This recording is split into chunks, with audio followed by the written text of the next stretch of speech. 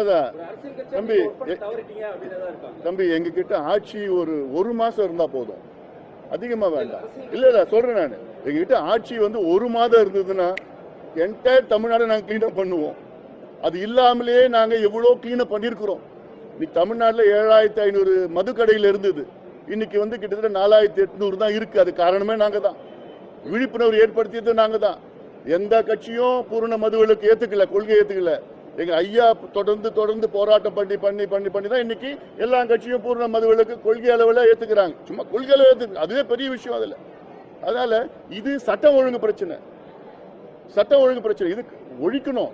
எல்லாமே நான் சொல்லியிருக்கேன்ல, இல்ல யாரு அதிக பாதிப்புனா தாழ்த்தப்பட்ட சமுதாயம், வன்னிய சமுதாயம் பாதிப்பு. அதனால இந்த சமுதாயங்கள் எல்லாம் முன்னுக்கு வரணும். அதுக்கு கல்வி கிடைக்கணும், வேலை வாய்ப்பு போகணும், வாழ்வாதாரம் பெருகணும், அதுக்கு இடஒதுக்கீடு கொடுக்கணும், ஜாதிவாரி கணக்கெடுப்பு